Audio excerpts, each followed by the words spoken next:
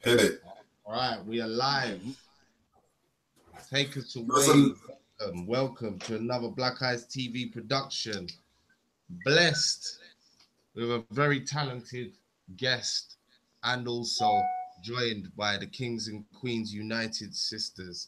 One at the moment, Sister Mott, and hopefully another one will be joining us soon. But before we even start talking, we got a little minute of musical interlude for you. Yeah, when you're ready, brother.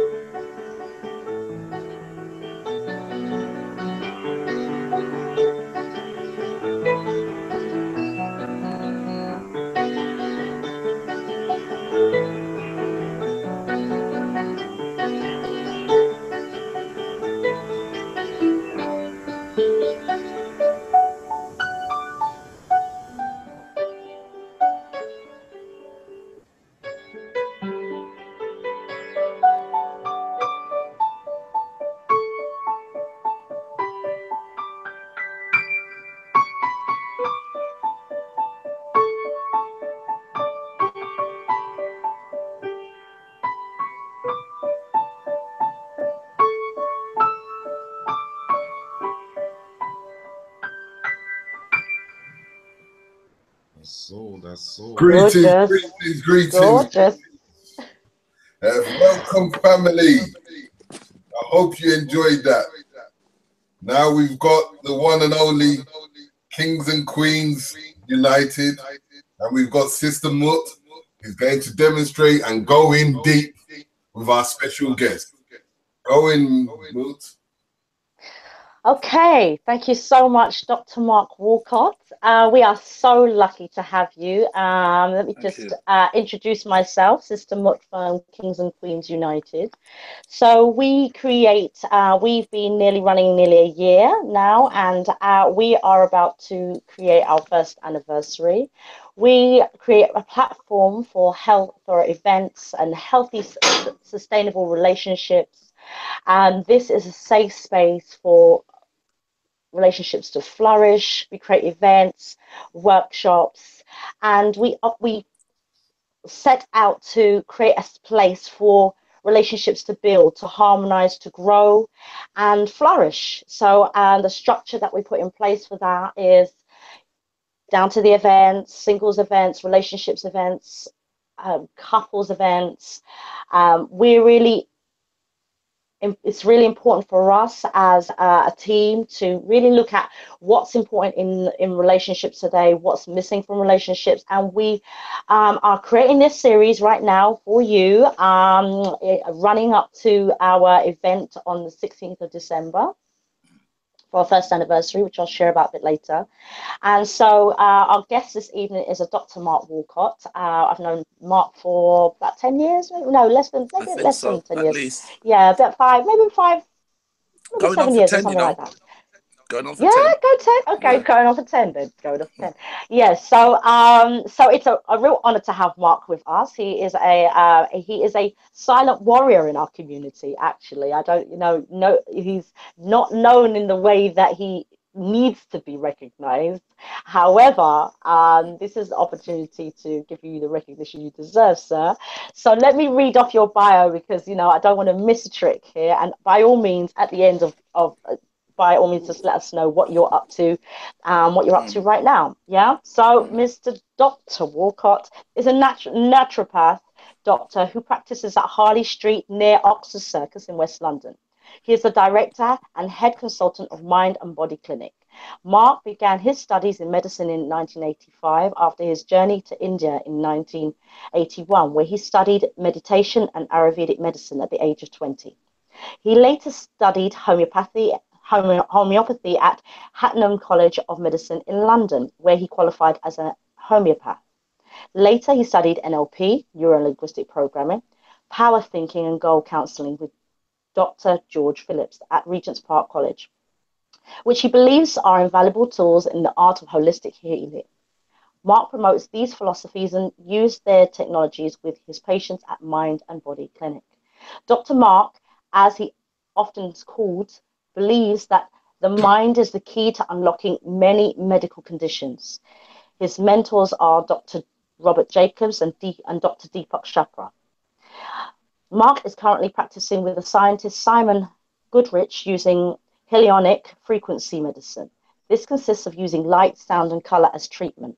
Mark's passion for holistic health and psychosomatic illnesses have inspired him to embark upon the new studies at Oxford University called MBCT, mindfulness-based cognitive therapy. Spearheaded by Professor Mark Williams, which the NHS aims to employ for treating the mentally ill, MBCT uses meditation and mindfulness technologies to treat MHP, which is mental health patients, minimizing their dependency on pharmaceutical drugs. Mark is also a motivational speaker and has delivered lectures and seminars since the 1990s called Disease is Delusion, Awareness is Cure. He has been one of the key speakers on the subject of health and wellness to most of the Afro-Caribbean communities in the UK. He contributes a weekly wellness talk show on a popular radio station in North and South London. In this regard, his desire to spread the teaching of physician heal self, inspiring others on their chosen path in life while at the same time helping them discover their inner wealth, he has become his life's ambition. Mark, thank you so much for your bio. It's so beautiful. Is there anything you want to add to that? What are you up to right now? Well, thank you for that. And before I start, I want to say I think what you're doing, is absolutely, inspiring. And it's been a long time that we all in our community need something like this, especially on the subject of, relationships. We've had lots of problems in our past, and so it's good that we're finding a way to revive ourselves. And the word reparations been a big word that's been buzzing around. But thank you. I want to say thank you for inviting me. Thank you for making me, giving me the opportunity to contribute some of my experience. I'm happy to do that. I feel sometimes I travel to India and all that stuff, and I feel I'm not getting all of the stuff I need to get out of me to share with the next generation and so forth. I feel almost as if I've I've wasted a lot of my journey, but clearly not, because we've got you, Sister Mut, and your team doing what you're doing. So I want to say thank you. What I'm doing currently is I'm working on, first of all, getting out of the UK. To be honest, there's a lot of talk about Brexit. And literally, I'm doing one of those. I was fixing my beads here. Yeah, I'm literally doing a Brexit myself, and in my own way, getting out of the UK and going somewhere where it's warm. I'm now 56. My birthday was just a couple of days ago on the 26th, and I think my latest up to date stuff I'm doing is working with Jamal Moncour, who is one of the successors of Dr. Sebi, the great master Dr. Sebi. And so I'm working on getting tonics, some of those tonics which you can't get anywhere else. Most medicines, tinctures are made with alcohol. And so these tonics are somehow, they're made from the fresh herbs picked by some of the men in the bushes, men and women in the bushes. He employs them, they pick the herbs and stuff, they make the stuff fresh. Unheard of anywhere else in the world. And so I've just come back from Bahamas, and I've taken all the tonics that he's made, more or less, and seen how they work. I've seen testimonials. I've seen quite a few patients while I was there. Testimonials are ridiculous. People with diabetes type 1, which is insulin dependent, they're becoming completely free from taking insulin, and the diabetes actually gone. That's unheard of. And if I spoke of doing something like, if I made claims that I cured someone diabetes, I would be in quite serious trouble, or a serious investigation, which is even worse. So yeah, what I'm working on currently is some of these tonics. I haven't got my own Dr. Mark's products quite yet, and primarily because the attack on naturopathic practitioners like myself and others, Dr. Stephen Ferguson and many others actually, have had their own they've had their attacks from the FDA. Dr. Sabi did as well. And my opinion about why is because they were doing quite well at making products and having a really powerful impact on the sick. And so I've been hesitant to make my own, and even if I have been, it's been rather just among a few handful of patients that I've put together a couple of products that's not been marketed. So anyhow, 2018, I am making some products, and I'll be very careful how I distribute those. I'm planning to do some work in the Bahamas, so I might start there first because their laws there are different. The FDA is not as stringent. And then finally, I'm working on, with Jamal Moncour in Bahamas, the idea of setting up a retreat where people can travel out to Bahamas and stay in the retreat and get their treatments and follow the protocols for certain illnesses. And we're on site. We can check up on how the treatments are going and stuff. And so that's the latest. That's basically, I've just come back from Bahamas about 2.5 weeks now. And so yeah, that's the latest stuff. There's another thing I'm doing. I'm starting a pain clinic. I think pain is the most popular feature of all diseases, and in every hospital in the world, the departments, whether it's urology or whether it's whatever department it is, accident and emergency, really whatever department you choose, gastrointestinal department, they all have patients on those wards which are suffering with pain. Whatever their diagnosis, they're suffering with some manner of pain. And the use of analgesics, painkillers, morphine, the codofen, codidromol, all of these analgesics, actually in long term are making far more money than chemotherapy that's used for cancer, by the way.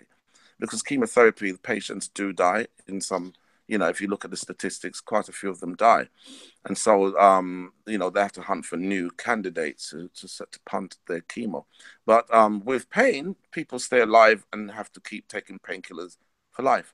So I've come up with a pain clinic where we use devices that remove pain in minutes, basically. And so people can save their stomachs from the onslaught of those analgesics and really powerful pharmaceutical poisons.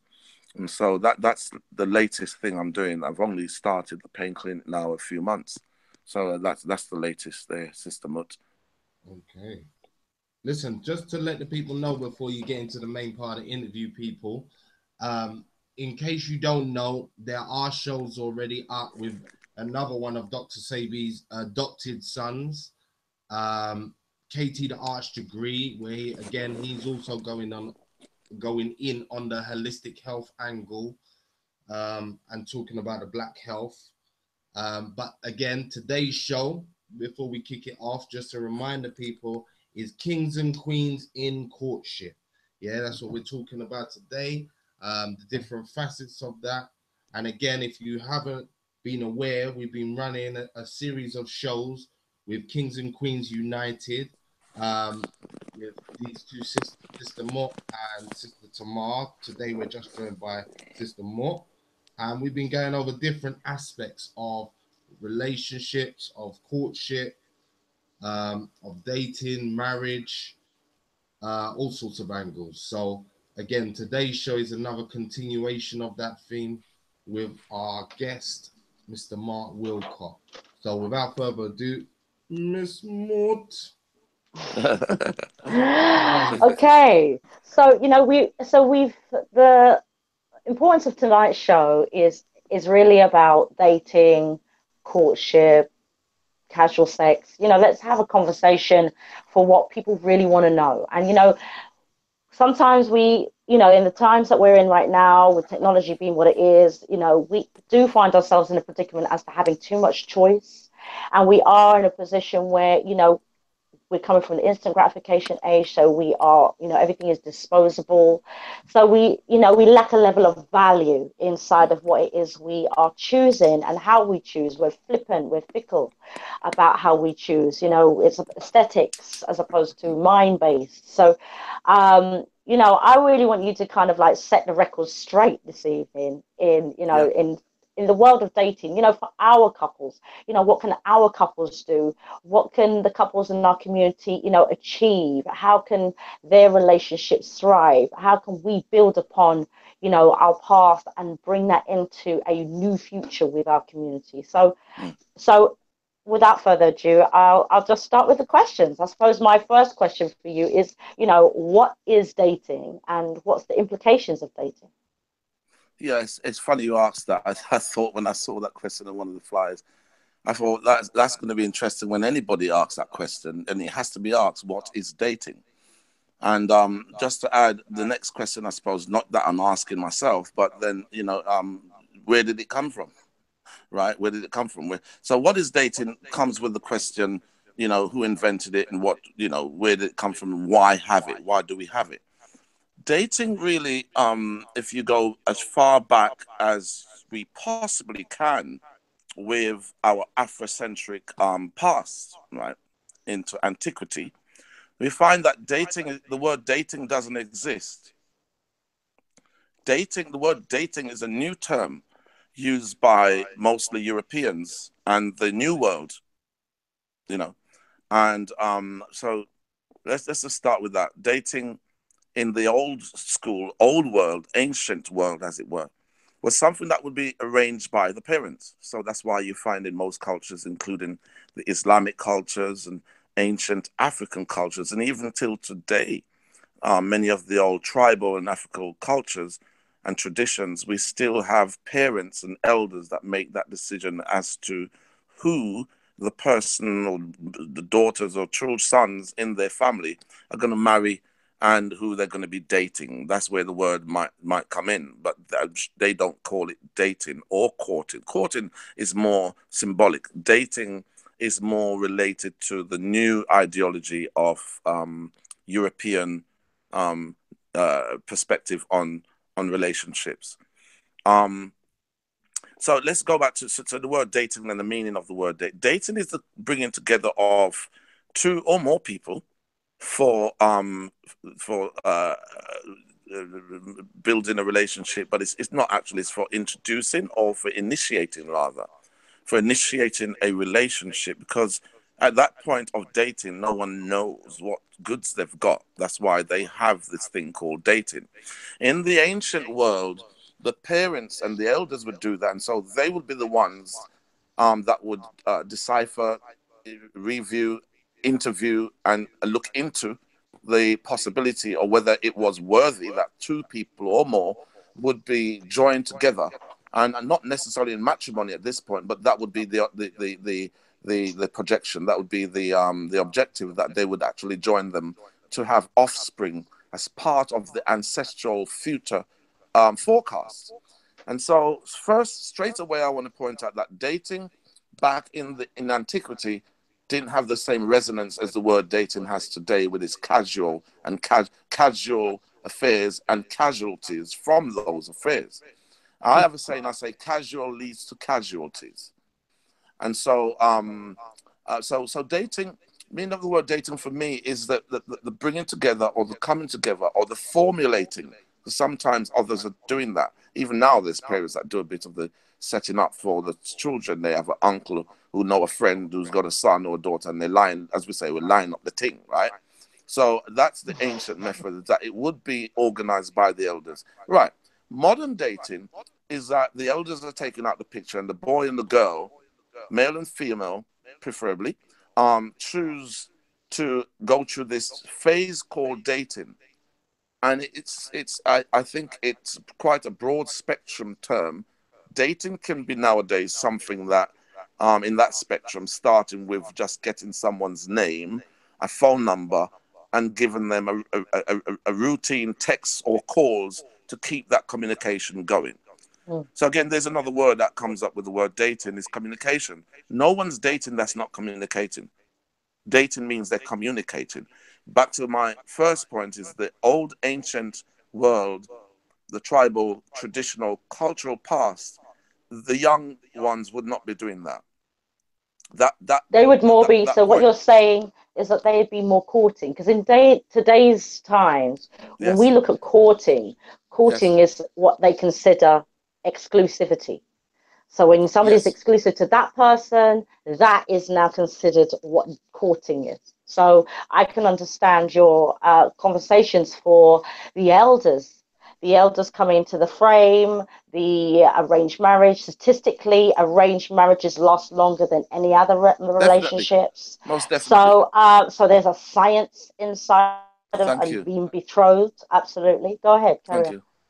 Yeah, I want to start there. I wanted to make that the foundation from any topic regarding relationships, dating, courting. I want to make that the foundation, that the tradition, the ancient tradition, is that our elders would do that. And that science, as you just said, is still the right way, the best way. I want to say the right way, because, you know, what suits someone is what suits them best, is what suits them best. But the science of having two young people, if you like, groomed and shaped to mold into each other, is more the formula that worked in the past. Dating is a new thing where, for example, let me give you this axiom, where you have, you know, you see these films where, you know, the king has a son or daughter, and he's chosen who the wife or the husband is going to be for his kingdom. And they didn't necessarily love the person that was chosen, but it was irrelevant. And so people live with partners in relationships and royalty that they couldn't stomach and didn't actually have love for. And so that trend also seeped into the more aristocratic, if you like, upper echelons of society. And also the so-called middle class and upper class, they took on the same type of structure of behavior towards their young and so forth. They would choose that you're marrying the Watsons because they're very successful, what, and so forth. So that trend was something that carried on for some time. And then it then turned out that the lovers rebelled and said, well, we want the choice. We want to make that decision, who we live with, have children with, and spend the rest of our hopefully loving life and relationships with. And so then came the word dating, that we would choose the person, not the elders. We would say, I like that shape of that woman. I like the face. I like her vibe. I like her sound. I like when I talk to her.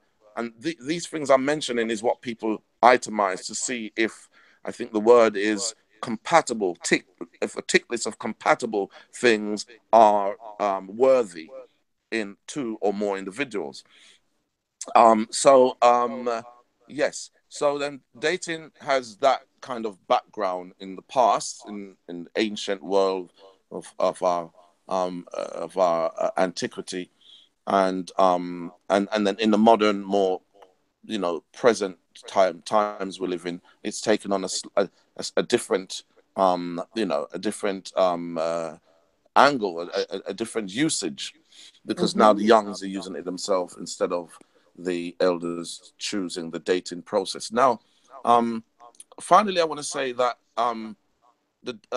finally, I want to say the I suppose negative or concerning aspects of modern dating.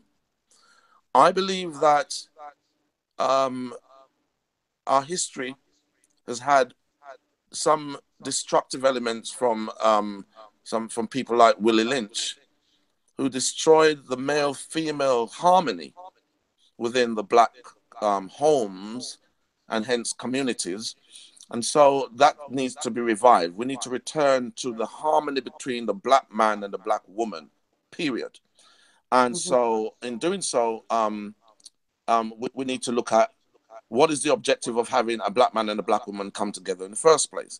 Now, okay, dating is kind of casual, because you could date someone and don't end up marrying them, or don't end up having a relationship with them. But during the modern so-called kind of dating, you can end up having sex with them, right? So let's get this one out there.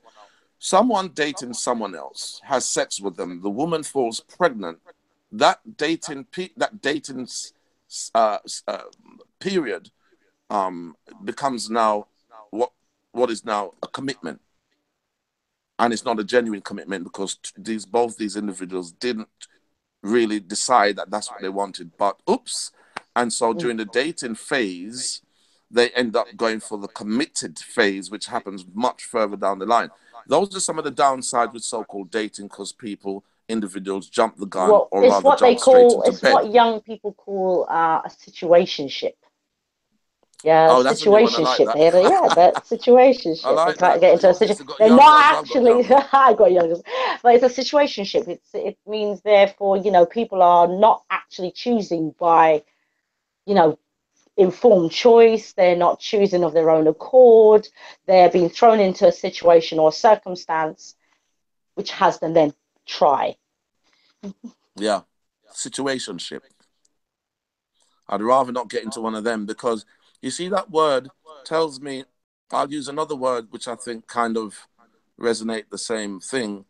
It's called the Niagara Falls syndrome, which means you end up in situations or situationships, as you said, and you're not quite sure how you got there. You went down the Niagara Falls syndrome. In places where you should have had control, you didn't. And so you end up in a situation which, that's where you end up when you don't take control of the steering wheel of your car. And so situationship for me denotes that, not the best. And that brings us back to the idea, or the ideology of dating has some drawbacks. But let's look at the forward march in the world we live in. Our youngsters are dating. How we're going to deal with that? My final point, I suppose, in guardian or guidance to the young in this so-called dating world, is to get involved with some of the choices that our young people make. Either you have the decision before they start dating and have that, I suppose, questionnaire. What kind of person would you go for, and why? And just go through some multiple choices or something, just verbal. I don't mean it has to be rather sterile, and he'll give them a test paper. But I would sit down with my boy and say, yeah, big man, sit down, more and talk to you. So I go on lately, So something. No, I'm see you on the phone, I talk to a couple of girls, so I go on. Well, you have something, you're dating somebody. You say, yeah, that girl where that just a texting right now. Well, son, that's dating you on now. What's her family? Is she in education? And, instead of asking how much money she's got, what car she drives, if she have her own car, flat, and them something there, find out what's the internal side of that person, emotional side. One of the things I point out to the young, what's the person like when you're vexed, when you have an argument, when they get upset? Do they get upset where you then discover that the person has mental health because they switch and about 3 people come out, and you realize that you're not dating any of those 3, and so forth. So it's important, I think, that parents, we're still under the subject of dating, that parents get involved in some way. And I don't mean to get up in the young people in business, because they won't have that. I've got between me and my partner, we've got 9 children stemming from 36 to 7. We've got 36. Wow. We've got a couple of 25, 27s. We've got Lovely. 8. We've got 19-year-old, got 18-year-old, got 11-year-old, got 7-year-old. And I ran a music school and still do, from the beginners of young children as young as 3 to adults who are taking piano lessons up to 60 and 70. So pretty much we need to guide those young children of ours who are involved in dating. You know they're involved in dating. They spend so much time texting and giggling. You know he's a girl or a guy and so forth. And so, you know, be careful not to get, the word they use is up in their business. Don't do that. It's not good. It's not good for them either. I think you're making a really valuable point. I think you make a valuable point. I think if we're looking at the African principles and structure to rebuild our relationships, we have to take some of what is old and some of what is, you know, new, and match them in some way together and have them be, you know, a combination to build strength upon. I mean, I can only look at my own son. I mean, my son, so for my eldest is 17, and there are a couple of situations, and I don't think you mind me telling you, but I think for him, you know, when he was young, personally, we were involved in, you know, in communities quite young. And from a very young age, he was betrothed, if you like. He was 5, she was 3. She's now 14, he's now 17. And all the way through, we met, they were compatible. We could see compatibility in terms of his power, her power. In fact, now she wants to do law, he wants to be an MP. So she's homeschooled, he's not. But there's, even now when they speak on the phone, there's a conversation that they have where she definitely sees him as her wife, definitely. I think he's kind of like, well, you know, he's kind of working it out. But I say, listen to him. I say, listen, as much as you might be dating, and he, you know, he includes me in, I'm fortunate that he communicates with me. And I think if communicating with your parents, you're halfway there with the children. And I think, you know, and I think, you know, where my son has been involved with young ladies, you know, he's engaged me, and mom, yeah, come and see the chat between me, such and such. What do you think? And, you know, what shall I say next? And all this kind of thing. I was all trying to get me to text the girl. I'm like, look, I'm not getting engaged in anything. But I recognize that it's important. And I think, you know, I also say to him, look, you know what, this young lady, I say to him, you know, the young lady that he's been betrothed to, I've known the mother for some time. I explained to him why it's important, because I know the mother knows me. We can grow up together. We can, you know, support each other. We can support each other around you. It's not just, it's going to be a community relationship as opposed to, you know, an insular relationship. And I say to him, you know what, you can date, you can do what you're doing, and she can do what she's doing. But no, yeah, we've had conversations for a long time, when he did see her as wifey, when he was quite young, and everybody knew about it in the community. I think it's important to share and voice these things. But I've said to him, let him know that, you know what, okay, you come back round, you can do your thing, but know that that's her. No, that's wifey. From time, you've watched her grow, you know her, she knows you, she knows your mind. She's got the right mind for his mind, and that's really important. And a lot of the young ladies he's meeting, I know that they're, you know, they're very, you know, materialistic, they're very fickle, you know, they're just, you know, they're, you know, that whole looking for a bad man type of kind of dynamic. He's not that guy.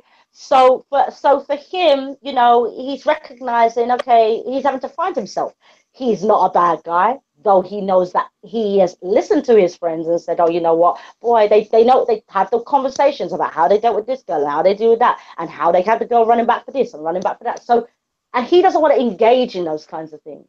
So for him, it's like he's, you know, he's all, and to be fair, when I got married some years ago, he was at my wedding, and I think that, and he was my ring bearer, and I think that for him has stayed with him, that he wants a committed relationship. He's not in and out plating. And I think if people are not getting married, you know, before they're having children, you know, I definitely would say, just at this point, that is important for your children to see you get married. Definitely. I think that image, that visual image that your children get, it never goes away. And I think it's, you know, we're underestimating the power of that, because so many children now, when we were young, we were going to weddings all the time. Now, some children go nearly most of their, you know, their childhood years without going to a wedding. So we have to look at what's happened to the fabric of society to help those things go on. But look, let's go let's talk about courting. Let's have a conversation about courting now, because if we're talking about exclusivity, which is an upgrade now from dating and making a call and texting and going out a little bit, etc., etc. Like, what would you say the courting process is and the implications of that? Well, I think you just said a lot of what you just said was brilliant, and I like how you are modeling your children. I think that's good, and I've done some similar things like that with especially with the daughters. Actually, this, if you don't mind, if we add this with the daughters, especially because remember the boys, they tell man, man have to learn for flex and go out there and go and chirp a girl and know how to carry himself and get a number and do the courting thing. But girls they're for the picking. So it's sometimes rather awkward. A girl can be so pretty that she find it difficult to even accommodate somebody who's coming to date, or if you say courting her. So early support is helpful.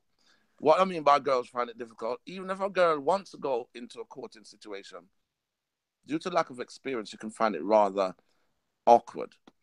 And so I suggest that from quite young, like you mentioned there, you got friends who you've known their children for some time, go pictures and bring the kids together until eventually that the age where they can go pictures on their own and hang out together. And then, girls learn how to hang out with boys and know what boys are like. Boys learn to hang out with girls and don't start thinking every time they hang out with a girl, it means they have to have sex with them. And, I learned this back in Jamaica. We had girlfriends, whole heap of girlfriends that was just brethren. They were friends and we hang out and we talk. And in fact, I learned a lot of things about women and girls from girls. From bigger women, really, in Jamaica, with bigger women, like my big auntie them, and like my cousin them, who are bigger woman them to me, they would tell me, no, Mark, you can't call woman them when they can't follow them man, that a caveman approach. You understand me? It's like a caveman. You did the pan. Oh, my girl, these courted type of, what you call it, I don't know. These are very poor courting techniques and ways to communicate. So I believe that the girls and the boys from early should be sent to pictures. They learn that they don't get, girls get very giggly and shy and gone a bit silly when they around boys and don't know how to behave. But if you have a girl that's been exposed to some of these things, as we say back home, neatly and timely, then a guy can't just come and, try kind of boil her over with just some rubbish because she's been exposed. It's like when a girl has loads of brothers, she says, oh, no, shut up. You can't tell me that I grew up with 5 brothers. I think it's really important, that element of exposure without the girl getting on street. But then does it not go back to the importance of initiation now? Now we're talking about initiation on some level, because we're dealing with, girls are conditioned from a very young age to play house, to nurture, play with dolls, play with hair, tidy up, move like their mum. Can you hear me? Not anymore. Not anymore. They're not. No. True. Lot of the small ones, absolutely. I mean, I think we have, again, the infrastructure, like you're saying, it's good because the infrastructure has changed. When I was growing up, that was definitely the way. We were always kind of like dollies. There'll be some girls who are girly. They call them the girly ones. Yeah. But ultimately, we are kind of raised to be nurturing. There is still a wiring that we have as women in our female mind, that we are natural nurturers, and we bring a level of nurturing to the conversation and to who we are, such that it's easy for us, if you like, to navigate relationships with more ease.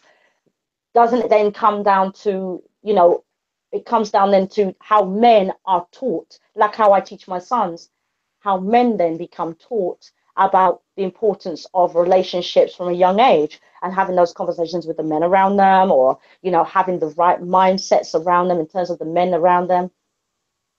No, definitely. It's always going to come down to socialization of the kids from young. And obviously the male and female both have 2 different needs. And I think between us so far in this conversation, we have been covering the male angle because you have sons, I have sons.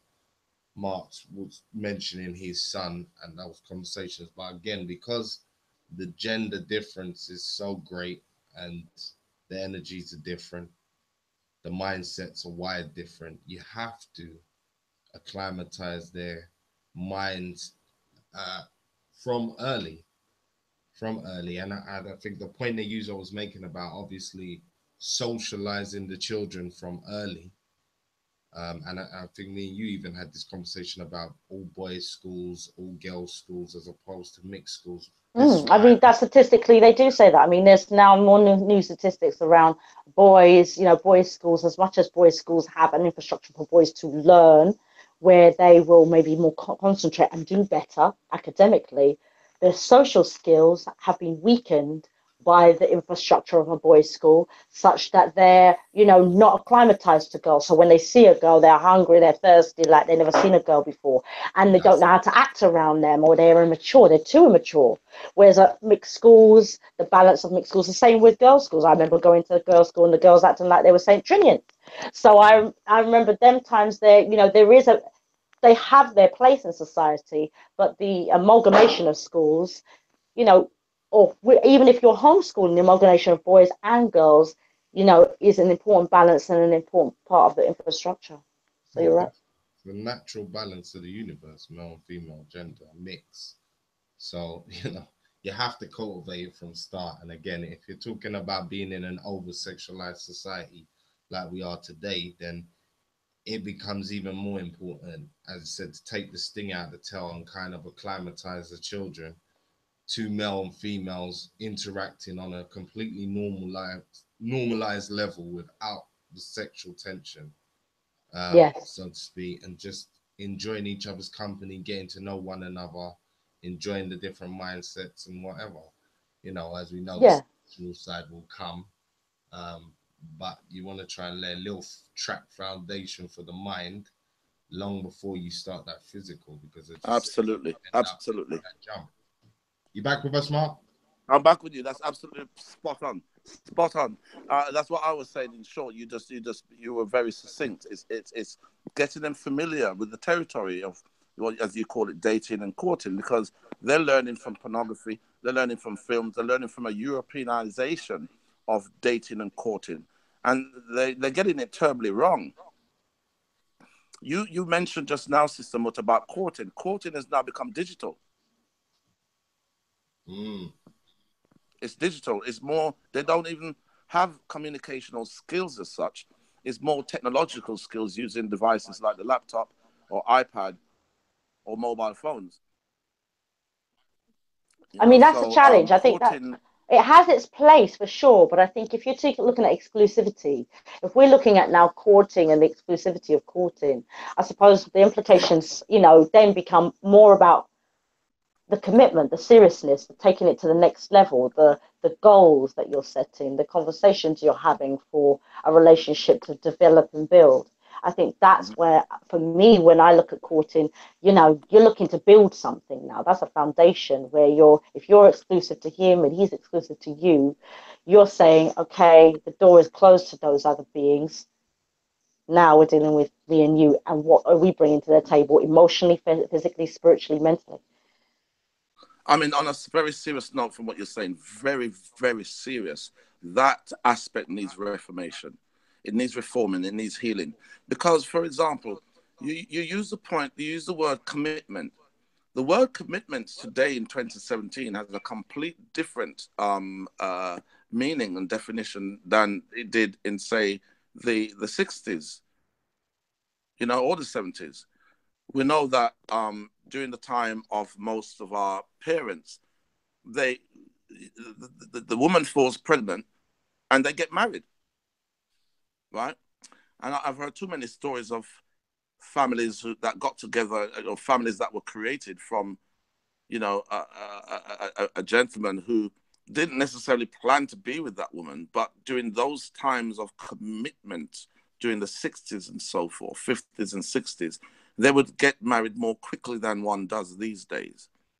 Now they But talk then, about but then wasn't that down to, you know, if we look at I look at my grandparents. So my grandparents on my father's side were married 47 years. Now, a lot of people in that generation, they came together quite young. They also, you know, they had their value system was stronger, I would say then as well. You know, there was a stronger value system for relationships. You know, they came into it to build sooner, I think, and cultivate, you know, that it was procreation was on their mind as opposed to recreation. Um, and I think some relationships also were out of duty. You know, you chose that person, you know, that's why when you have conversations now, for the conversations that they're having now, where people are having things like empty nest syndrome, where, you know, the children have left home now and the parents don't even really like each other, and then it's over.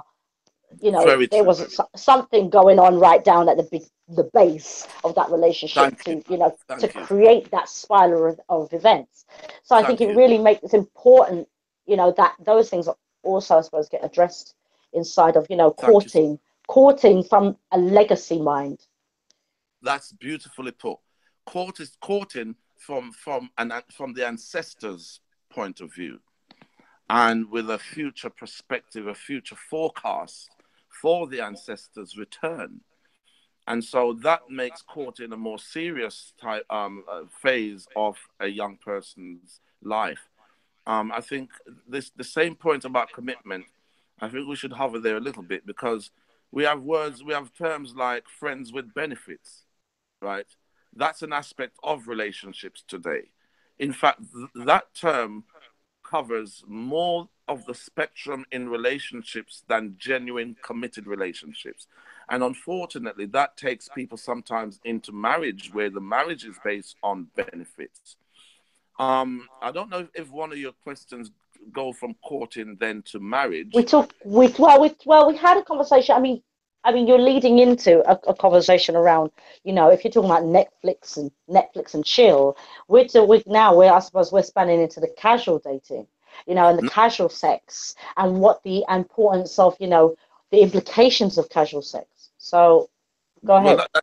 that's perfect timing then, because you see, part of the culture today with this friends with benefit, it lacks commitment, and pretty much relationships. I mean, my 36-year-old is married.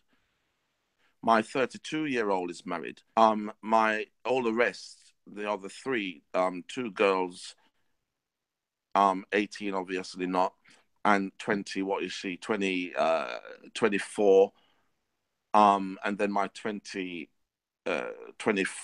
I think now. You know, they're not. I'm leading up to saying that, you know, when we use words like commitment these days, my 24-year-old son, when he was in his teens, like 18, 19, he would have girls and boys come to his room, and they'd play PlayStation, have a drink, okay, and they'd also smoke, and you know, they hang out. And you know, one of them could have a girlfriend that calls, or a boyfriend, and say, "Where are you?" Say, "Well, I'm round by K's." Say, "Well, yeah." And you know, they hear the phone go quiet for a while and say, "Yeah, what's the matter?" It's my boy, isn't it? This is a girl round the house of a guy in his bedroom. This is my son. I'm round by K's, isn't it? What's your problem? And so these are now the new kind of symbols of insecurity in relationships. A guy shouldn't feel anything if his girlfriend is in the bedroom of another guy who is her boy, and they're hanging out, having a smoke and a drink. And so when I say commitment, the old definition of commitment, your girlfriend couldn't be in the room of another guy, and you call her and she's like, "Yeah, I'm having a drink and a smoke with my boy." So commitment has a slightly, here comes the word now, it has a slightly more casual type of, if you like, you know, kind of casual kind, I want to choose the right word, a casual kind of impact on all of it. The whole impact of relationship comes with a casual. I think it's like nonchalant. It's like a Yeah, flippant nonchalance. nonchalant, casual undertones is the word I was looking for, because I think it runs as an underground theme throughout a lot of people's relationship benefits. And then casual now, casual is what most young people's relationships are based on today. If you compare it with the old school, as we call it, they're all being casual. It's all casual now. And I think the theme that you see on TV, the relationships they project in these through the media and so forth, it is all casual. Jerry Springer, casual. You can have sex with your girl, then her sister, then her cousin, then actually her brother. You know, and if you have her mother as well, then you make the top show for Jerry Springer. It's all very casual, and I think it comes from a very dark place, that once you delete those the traditions, and as you use a word I like, a word I really like, is the science behind relationships. Once you delete those things, you're left with pretty much the shell. You're left with the problematic negativities, where people just group with people to get what they can get from them. And yeah, it's opportunists. They're just opportunists. It's how you can have, what can you get from them? What can you gain? Because remember, I think it was a year ago, an article, a psychology article was last year, 2016. It was the year of the narcissist. Yeah. And when I listen to that, I don't take that lightly, because we are in those times where we have to really assess ourselves and know ourselves. And if we are creating a structure, or the structure has been created for us to be very much instant gratification, get what you want when you want, disposable, it means you've got the Jerry Springers, you've got the 5 minutes of fame that people are wanting. That means, that, if you like, that way of being allows for them to, if you like, be more hedonistic about what they approach. Anything goes, do what you want when you want. Mother, aunt, uncle, whether it's incest, all them kind of things there. These things lead, into that kind of path, the casualness about it, because nobody's got the moral fiber is missing. That's right. Now, the question I'd ask myself and our listeners, audience, etc., is, do we think that the modern type of society we live in is forcing our children to have to grow up, and not just grow up to washing the plates and taking them the cups and things out their bedrooms and make sure bring it back to the kitchen and so forth, but more grow up with dealing with the stresses of the society we live in, with the new products called terrorism, for example, and young people having to grow up with lots of, you get young little 11, 12-year-olds saying they're stressed. I was 11 and 12, and so were you. We weren't going through I've never used the word stress when I was 11 or 12, actually. Never used it. Not in that context. And so maybe society these days are forcing our young children to not grow up in the sense that we would want them to grow up in, but to adultize, if I can create that word, them, adulthood them too early, before the necessary training, like, life skills training. They should have schools where young men learn to cook and fry that piece of chicken that they like, and, make their beds and clean their homes, and, know lots more about hygiene. And if they do have a relationship that they get committed to, that they can actually play the role, the committed role, that's required to run a good household in any, successful relationship. So I think those life skills are missing, but the so-called growing up factors to deal with street and to deal with lots of the negative effects from our so-called modern society, I don't think it's the kids. I don't think it's the young children that's doing it. I think it's the grooming. They spend so much time on their devices, Facebooking, emailing, texting, tweeting and stuff like that, that really, they're not domesticated. I grew up in Jamaica, and trust me, you as a boy especially, a girl, it was a given, but a boy, you'd have to be domesticated, particularly by your mother, who would have you clean the floor, polish the floor, shine the floor, wash the dishes, and at some stage say to you, clean all house.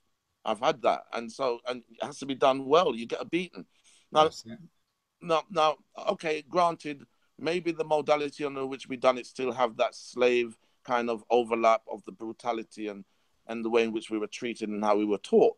But I have to say that some of that, you can't throw out the baby and with the bathwater. No, we need to sip some of that bathwater. There's some stuff in that bathwater. It's about discipline. It's about taking, I would say it was about taking our, what works and what didn't. There's certain things, elements that worked. Yeah, the elders worked. Yeah, yes. The structure for relationships and courting worked. Yes. Yeah. When you're now dealing with, okay, throw everything out, discipline out, no one knows no one, people, estranged children from their parents, all these kinds of things, that is an epidemic proportion in our community. Yeah. Mm-hmm. We have a duty of care to take that on, yeah, and look at it one by one. What is our contribution to this? How can we contribute? Are we part of the problem or part of the solution? So I think when you say what you're saying about the structure and how, and the discipline, those things, certain of these things, domesticating our children to a point is an important skill. At the end of the day, they're going to leave home, they're going to need to take care of themselves. That's going to be a given, yeah? So I think we can't discard that. I think spoiling our children is very dangerous in a society where, the children have too many rights, yeah? So I think, and they're being taught and it's being pumped in school in their PSHE lessons, whereby, they're coming home telling you about their rights and they're trickling it down into the mouths of babes about their rights and what they can and can't do and who's going to do what when. And I think those kinds of things are important to know, but I think they're taking too much power from the parent. Yeah. And if you're taking taking too much power from the parent, which allows for the children then not to have, if you're going to take power from the parent, you're also going to take the power of away from the parent to, start to help navigate that child. Yeah, navigate that child into a relationship, into a healthy relationship. Because as far as I'm concerned, school's doing it. School's teaching you about relationships. So you know what, I'm not qualified. And that's what some of the people will be thinking, and as much as we're talking about our own, we have to understand that the conditioning is coming from another set of people. So therefore, if that conditioning is coming from somewhere else, that influence is going to be on our children, whether they're homeschooled or not homeschooled. That influence is going to be in society. I remember when my eldest son was 17, when he was 3 and he's 17 now, and we'll be walking around and there'll be like a poster for Spearmint Rhino, some gentleman's club. And he say, Mum, why has she got no clothes on? This time she's half semi-clad. But the point is, he recognizes the difference between a girl who should be wearing clothes and not wearing clothes. Yeah. Now I've got a 7-year-old son and a 3-year-old son, and those things are going on all day long, and they are getting it wired into their minds. Even if I walk past it, even if I don't put all the adverts on, even if it's the subliminal messaging is at a high point and a high frequency right now. Yeah. And we have to rein it in our children. We have to be more dedicated to how our children's relationships go, because these are our grandchildren. This is our legacy. This is important for us, as people who care about our community, to take it seriously that, when I'm gone, I want to know that your children are operating on point. This is it. That's where the ancestors and projecting forward with, purpose and why. Even sex then has purpose. But, the word casual and casual sex, casual relationship, I wanted to define a couple of aspects that I see in those terms. I think casual sex or casual relationships, I think, could be divided into a couple of things. One is casual sex with no guidance. And casual sex with guidance mean that the person is investigating. It's a phase, another phase of you said dating and the courting. That's it. It's another phase of courting that it's expected that these individuals would know about each other intimately, and that means sexually. So during that phase, there should be guidance from the parents to the young people about what to expect in the interaction of intimacy and sex and stuff like that. That's still casual because they're not married. This idea that they must be married before they have sex, I'm not particularly, I don't subscribe to that personally. That's created more problems in relationships. Now they've rolled that out for many decades. We have the evidence that it's created more problems than not. I would opt for more for them having experience, some sexual experience with, and so that's what I call guided exposure. And then there's the other casual sex and casual affairs, casual relationships. That's quite destructive. This is where the Europeans, and they've used the term, go out there and sow your royal oats. Well, basically that means go out and have as many women as you can possibly get without getting committed, and just learn, you know, from the learning curve of just having lots of casual sex. Well, that's you see, those kinds of things, again, it's a cultural thing, because that's not necessarily our cultural way. And you know, you've got the Henry VIII syndrome, you know, that comes from that kind of period where you'll be sowing your royal oats, and it was, you know, concubines, and they had a place in time at that time. But I think the value of sex, I think, you know, I mean, the importance of it, the spiritual of sex, I think we don't know enough about. I think we don't, you know, I think parents still shy away from how to have particular conversations around casual sex with their children. They're going to, you know, they're going to meet somebody who, you know, when I was speaking to my eldest some time ago, I remember when he was about 13 or 14, I said to him, you know, he said to me, Mom, I want, when before he was thinking more about the intimacy, he was saying to me, well, Mom, you know, I only want to, I said to him, well, you know, he said he wanted to be with a girl who was a virgin. So I said to him, well, you know, it's all well and good, and that's helpful. However, someone before you, and you might have met someone before her, and you know, you might have she might have boyfriends, and you might have girlfriends. And I said, well, you know what, Mom, I don't, you know, what girlfriends? I only want one. In that moment, for me, I was really proud that he could see that one was important for him. And it does take something to not feel that need to go out and be casual about it, or flippant about it, or not even care. You can have relations then with somebody and still care about them, and not discard them and treat them like, you know, used goods. I think also it comes with an attitude as well, you know, when you're dealing with other people. I think casual sex can, you know, it has its place, but at the same time, we have to be remember that if we're spiritual beings having human experience, we have to be aware that we're dealing with hearts. We're dealing with a heart seat, we're dealing with a heart chakra, and it's not to be messed around with or played with. Absolutely. I think that was well put. I think casual sex at the same time would be something, as you said, guided. So there's a stage where boys, I think it more defined boys than girls, that they have maybe the need to discover themselves other than masturbation, and so they you know, they spend that period of time discovering, and it means having lots of girls. So basically, you know, I think at that time, because they already do it, they're already having lots of casual affairs, I think it's good to give them some input that's constructive at that time.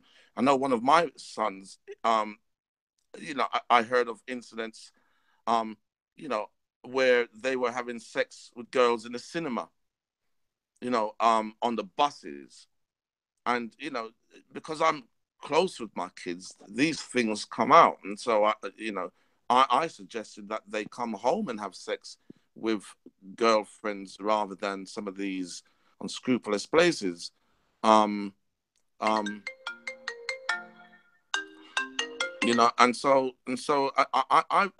I opt for more exposure with some kind of input from the parents, you know, I think that's far more, you know, powerful than trying to say that they shouldn't have casual sex. I mean, it would be very nice to say, actually, you shouldn't have casual sex, period. And I think that's probably where most of the old school, you know, perspectives would lie, with not having no casual sex at all. And I grew up in Jamaica, that was it. Don't have casual sex. But, you know, in fact, don't have sex until you get married. That failed miserably. Most of the people in Jamaica are having sex before they get married, but then they have to sneak out, hide and seek, have sex. And then that becomes worse than casual.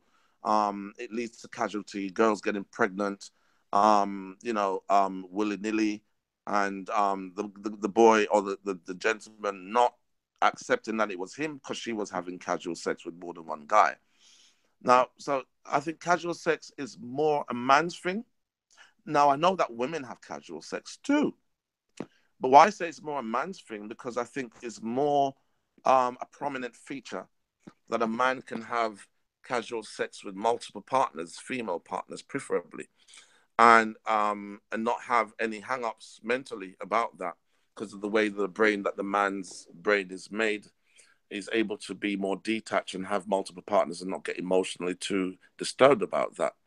I think girls are more emotional, and so that comes with, you know, even if they're having casual sex, listen to this, she may see one guy and may actually get attracted to another guy and have sex with him, and maybe another guy.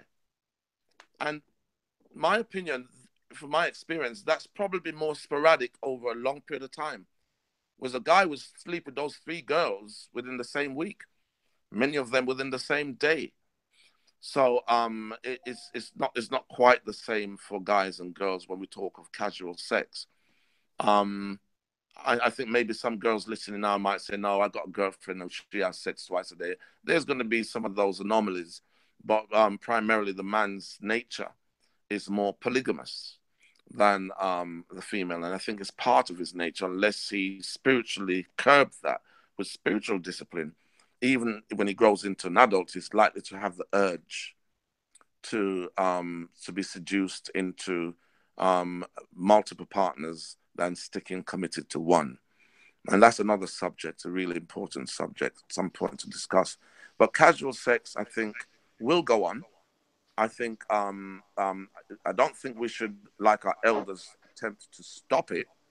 I think we need to guide it, shape it, and make it healthy. It needs some healing. There's too much European elements in casual sex, whereas just go out, have a drink, have a meal, and the meal and the drink means I'm going to have some sex. It needs to be more meaningful than that.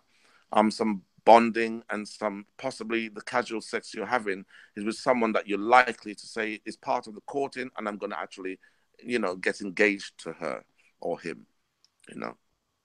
Oh. When you're talking about the sexual guidance in sex, obviously we've just talked about the differences between how you may be able to talk to your son as opposed to your daughter. But again, with a daughter, with a female, how does that look? What does that look like when you're talking about sexual guidance? Like, as you said, they're still dating, air quotes added. But how do you talk to your daughter or a younger female about securing herself within that situation? Because as you said, it's easier to talk to your son in that way. You know, son, strap up, be safe, boom, boom, boom. You know he's not going to carry certain responsibilities. And I mean that physically, as far as pregnancy and whatever, if it gets on top, you already know that your son is probably more wired, as you said, as a man, to psychologically maybe put it into a box to deal with it. But when you're dealing with your daughter, what does that look like when you're trying to have a conversation, in your opinion? Very good question, man. Very good question, especially for families, you know, not single parents who are thinking to have girls and boys, but you already have a girl and maybe making some major mistakes with your daughter. Yeah, I had that incident. I had that scenario. First of all, I think with the girls, you need to start, I don't know if the word is grooming, but maybe a word shaping, or, you know, maybe a better word even, but you need to start doing that earlier than later. And so one of the things I did was to take my daughter when she was probably around 9, probably 8 or 9, to the cinema. I had her mom take her to the cinema with this guy who apparently she liked and he liked her. What that meant to them at that age was whatever it meant to them. But we thought, let's take her to the cinema. Let's get them to both go. And they both went. And, you know, he was actually shy, where he was like, I like her. But when they went to the cinema, he was quite shy. And they sat there, had popcorn or sweets or whatever. And so I think the giggly kind of, kind of, what do you call that? That's like the puppy love, or the the unknown, where people are kind of scared of the unknown. You kind of break that open, and so they're able to overcome some of those, unknown issues with what happens when you go out with a boy and a girl. Had she done that at the age of 14, first time she's going to the cinema with a guy, then, so first of all, that's one of the things I put in place, that girls get more familiar with guys. She also did roller skating and went out and jammed with a lot of guys and girls and got to understand how boys are. I suggested that she also did martial arts, that she knows how to kick ass if she needs to. I think that's important for girls. And then on the sex subject, I think the mother needs to tell the girls some of the intimate things regarding sex, not particularly the dad. There are aspects where the dad comes in, aspects where the mother comes in. Regarding menstrual cycle, there are always the women that did those type of things. I've done some, because I'm a doctor, so she'd come to me for problems which were even female. But I think the typical dad would have to leave a lot of that sexual stuff, especially in the climate we live with molestations and stuff. I wouldn't suggest a dad goes to the daughter and tell her stuff that's intimate about sex. I let the mom do that, or an aunt do that. But there's some element, there's a borderline where you can actually do that and get away with it. And I think that needs to be discussed maybe in more detail another time.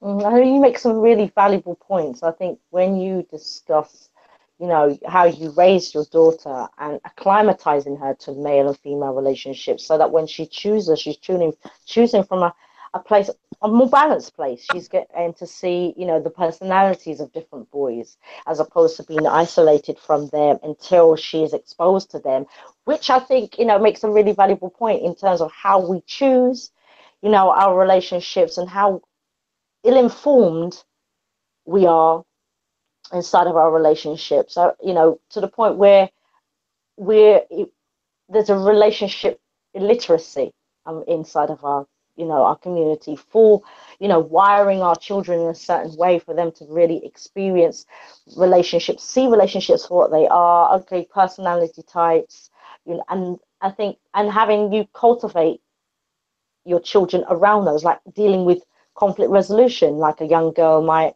like a boy, and, oh, mom, I don't like that boy, or he did this, or he did that.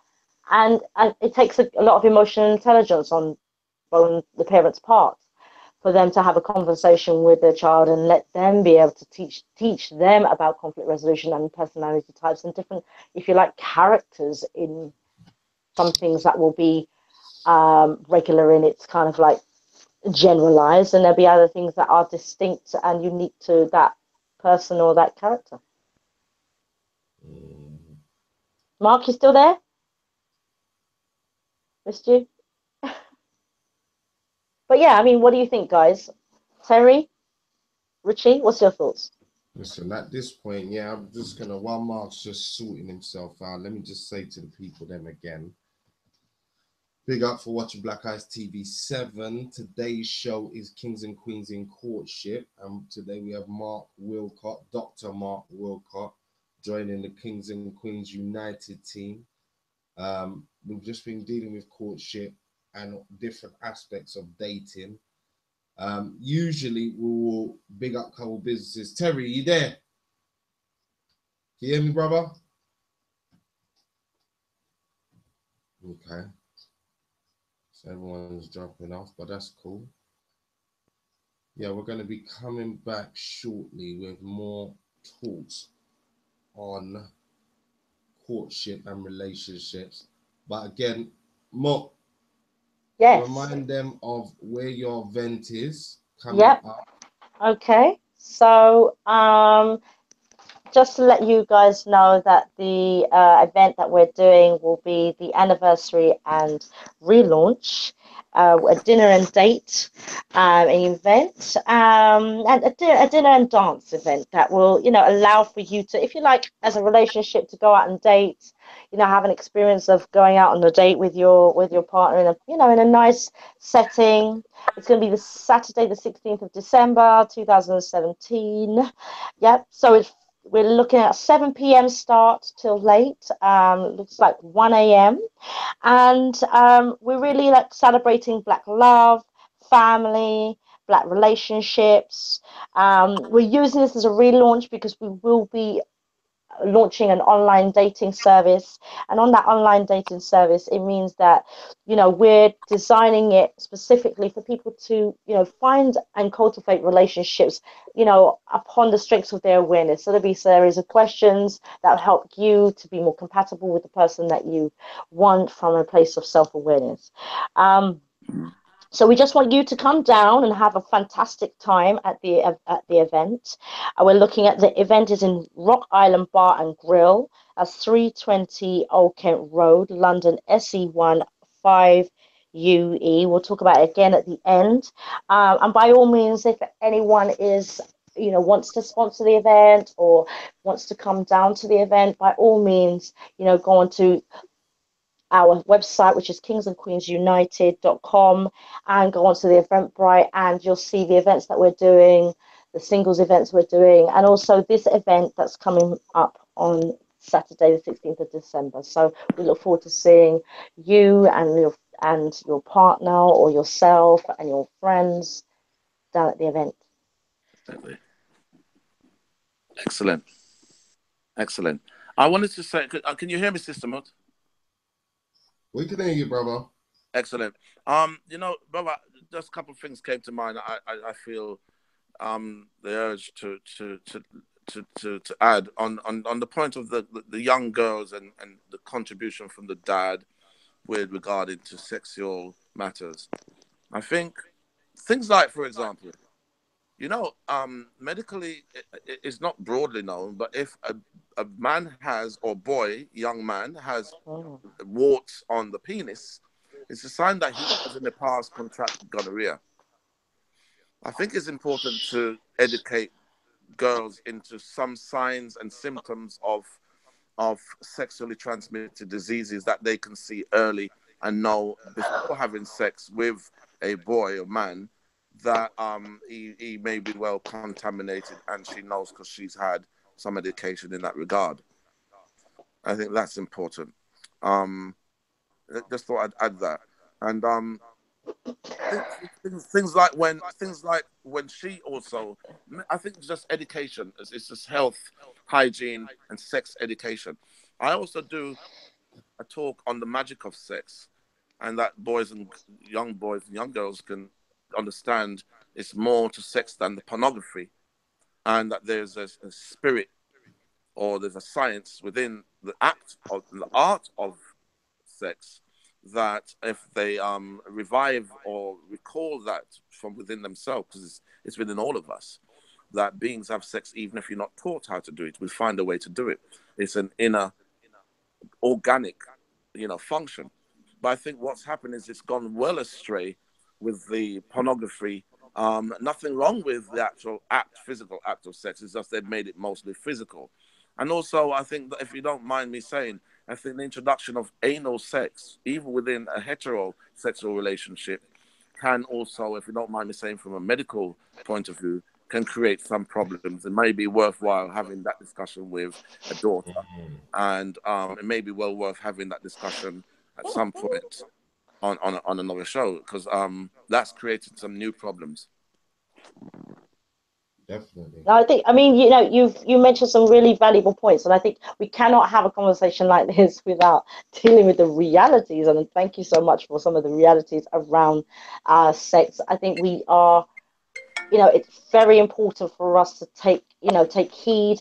Obviously, when you're talking about casual sex, those are the implications of casual sex. You're going to, a lot of people are going to have conversations, and they're going to be in a relationship with somebody or a situationship, having casual sex with that person. They're sleeping with the next person, they're sleeping with the next person. There's going to be some kind of impact, yeah. Even if it's something like bacterial vaginosis, which, you know, a lot of women can tell, by the way, men, when a man has been with another woman, not only because of that, but they know their bodies, they know their pH, and they also know when their man is playing out, because they will pick up something quite quickly, yeah. And often, you know, there's some telltale signs about that. So I think it's important to not just look at things on an emotional level, but also, you know, if we're dealing with the physicality of relationships, you know, casual sex in itself is an important facet of relationships.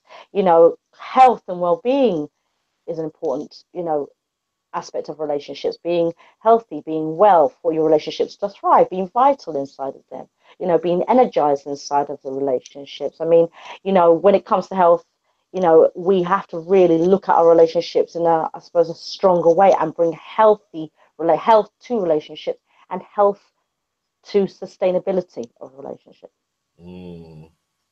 Every facet counts, definitely. Absolutely. And that, yeah. People, you got to bear with us. Doctor keeps receiving a few calls, so we're just going to wait for him to come back on so we can continue this discussion. Yeah. Again, tomorrow we're going to have this whole week is kind of looking a bit busy for Black Eyes TV 7. So if you don't know, tune in tomorrow. We've got another show coming with our friend Samuel Benta, talking again about the manifestation of thought into reality. That's part 3. We're on tomorrow, so he'll be delving into that. And to be confirmed, but hopefully Thursday we should have a show with a guy called the True Historian, going in on churches and masonry, yeah, and their connection. So that should be interesting if we can hook that up. So look out for that on Thursday, and maybe, just maybe, possibly on Friday, we may have the one, the only Shaka Mos, straight from America, coming on, blessing the platform, presenting some information. But again, that's to be confirmed. If it's not this week, hopefully we will have him on next week, and we'll be going in on a subject matter of his choosing, where we'll be breaking down some stuff. So look out for that. Look out again for the past Kings and Queens shows that we've done. Ones like with Delon from Ancestral Voices. We got a show with TC Carrier, the author.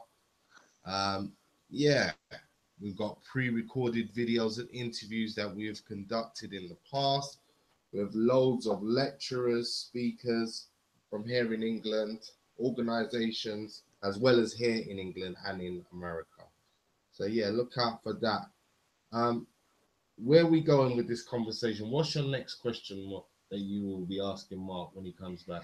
Well, I suppose we've talked a lot about casual sex, and I think we are discovering, you know, the implications. I'm interested in, you know, the alternatives to this. I mean, there'll be people who want to be in a relationship, and there'll be people who don't want to be in a relationship, but do want to have, you know, relations, yeah, sexual relations with another person. And it's about that. I suppose the conversation is about, you know, how do they navigate that in a healthy, I suppose, in a healthy way, because that kind of dynamic is not discussed. A lot of us go from, like, there's commitment, then there's casual. There seems to be there isn't a middle ground, often, which can be, you know, healthy. So I'm interested in what he has to say on that. And again, you know, the symbology of courtship and dating. You know, there's so many symbolic gestures in the world that we see, whether it's, you know, flowers and, you know, dinner. There's a lot of symbolism inside of relationships that I think we take for granted, or some of them, you know, are important, and some of them we've been perhaps programmed by them. So yeah, I'd be interested to see what he has to say on that, and of course his conversation for commitment. And one of the things I want to add as well, if you don't know, or if anybody hasn't read it yet, ISIS Papers, Dr. Frances Cress Welsing, where she's talking about obviously having children at 30 and doing certain things a lot later on in life, just based on what we talked about, having certain life skills. Because I think that's the key element. We can all meet people at different points in times of our life that we like, we connect with, but ultimately, do you have the life skills to maintain that relationship? I think is one of the key points and factors that people need to take away from these discussions. Like, to fall in love or to fall for someone is an easy feat somewhat, but to maintain that relationship is something different. I mean, I got a lot of friends, who have been with a lot of women, but as far as maintaining relationships, that's a whole different dynamic. So again, I think that is the key element. What key skills are you cultivating that you think will help you when it comes to dating? Because as I said, I mean, that's really, I think that's such a great question, and I think that's, we can certainly, put that into the space, because I think that's, it is. I mean, some people will say that falling in love is not an easy feat, and it might be difficult. Commitment can be a difficult task for some people. It's not easy. We're wired now in society to look at relationships in a whole. Really, sorry, can you hear me? Yeah, sorry, we're here looking at relationships in a whole new way, where commitment, the lines are blurred around commitment, the lines are blurred between what's casual. Communication is not being cultivated between relationships. We'll always need that human connection, so it's important that we look at that more closely. And I think what people are bringing into side of the space, how they cultivate that, what emotional intelligence they have to bring to the table for them to kind of, know the position of relationships, know that they're in a position for dating, know their position, know where they stand inside of their relationships. A lot of the time, people don't know where they stand inside of it. They're kind of on the fence. Is this committed? Is this not? Are we doing this? Are we not? Women will be talking to their male friends or female friends, like, asking questions to their male friends, what's this mean? Or the sisters, they're speaking to the sisters about, okay, this happened, and, what does that mean? And, there's too much guidance, obviously, from, again, friends, peers. There's a lot of guidance out there. It comes back down to what he was saying, I think, on some level, about the importance of, say, your community or your elders in the space, or your family inside the space, that can, who know you or who can help you, with wisdom, cultivate relationships. I think it's such a difficult task now, and I think we much rather, do something different. We much rather, take on another challenge, or, a high powered job, or, a lot of us will shy away from the nature of relationships, because, it means being vulnerable. It means, allowing someone to get to know you. It means allowing you to get to know someone else. It's about differences, and how you can kind of bring those differences together to harmonize or synergize. These are, the challenges of the heart. Well, again, the key elements of today's society is me, and it's all about now and me.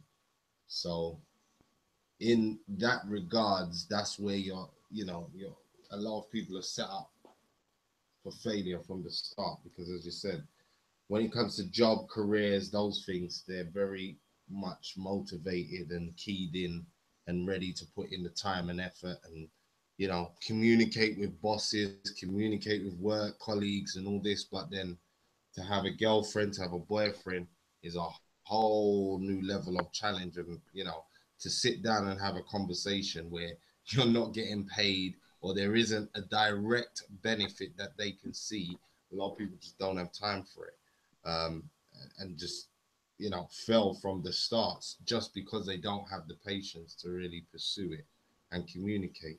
But I see Mark's back. You've rejoined us. Listen. I want to share something. I want to share something that's kind of funny. You know, while I was absent, believe it or not, I'm just telling you as it is. While I was absent, I had to run out in front of my house to talk to a friend of mine who owns his own car showroom. He's quite a successful, rich man, Asian man. I bought a car from him yesterday, and he gave me the car. Didn't charge me yet. He said, "Just take the car, drive it home, and pay me tomorrow or something." Trustworthy like that, you know. And him have a Jamaica wife, and they're going through real deep hell, real serious problem. And so he just drive all the way from his home up to mine, just so I can say hi to her and say a couple of words because she's distressed. She's carrying baby and she's thinking of aborting. Ooh. And so, you know, even the rich people with money. And so I had to go out there while I was absent and say a few words to her to say, listen, I'm going to sit down with you guys over the weekend. I said, I'm inside streaming talking about the same thing, relationships and the disruptions and elements of turbulence and stuff. Be happy. I'm going to share with you some things that will help you. Start being happy. You have the baby right now. You don't want to carry that misery into the baby's aura. Be happy. And she said, I'm not keeping it. I said, don't decide that. You don't know. Let's talk. And so while I was absent, same thing we're talking about is out there. So much need for this, you know, what we're very, very subject we're talking about. Not just young people, but there's people in our age and older that need it as well.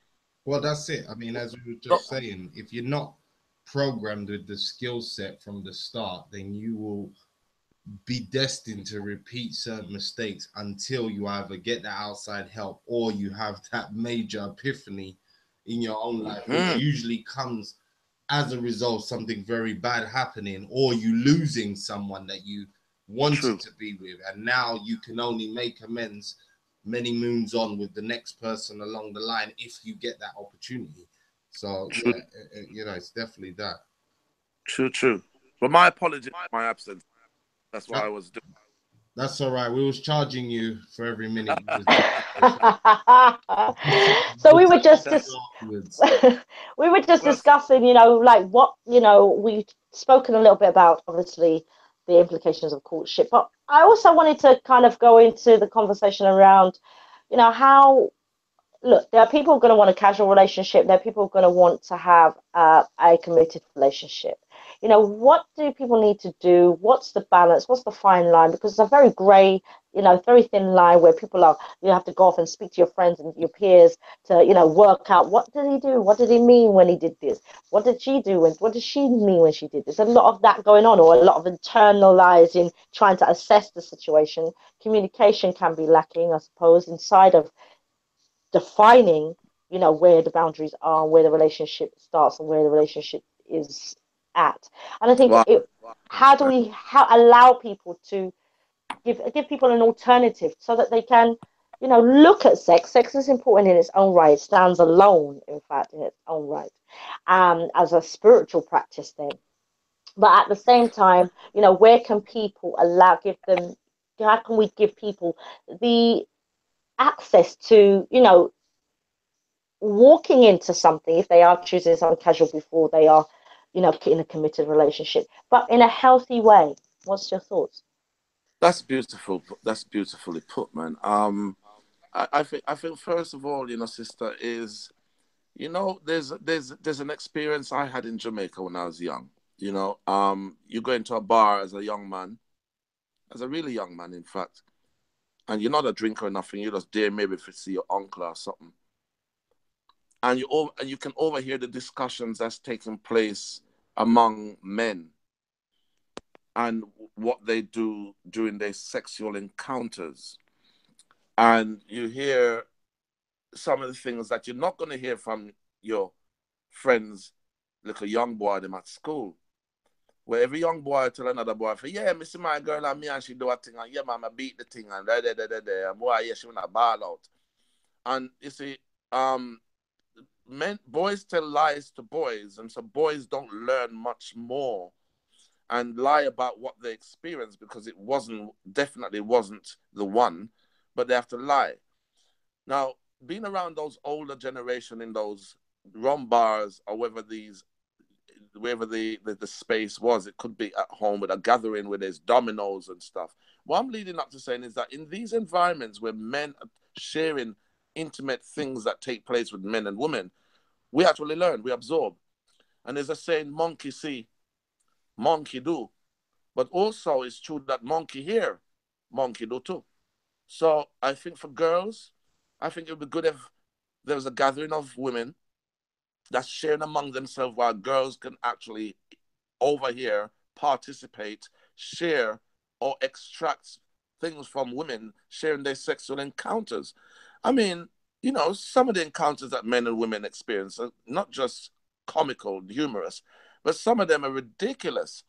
And to share them, I mean, young people would enjoy that. I think it should be something made into a kind of a comedy kind of a setting, and you know, women sit down and talk among other women and say, you know what, I meet this man like about 20 years when I was 14 or 15 or 17 or 21 or whatever.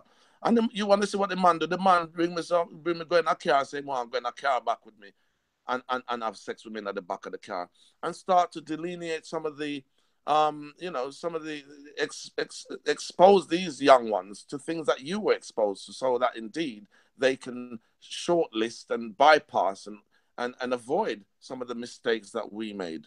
And I think men and women should do it. I think there should be a setting for that. I think it could be quite comical and quite entertaining.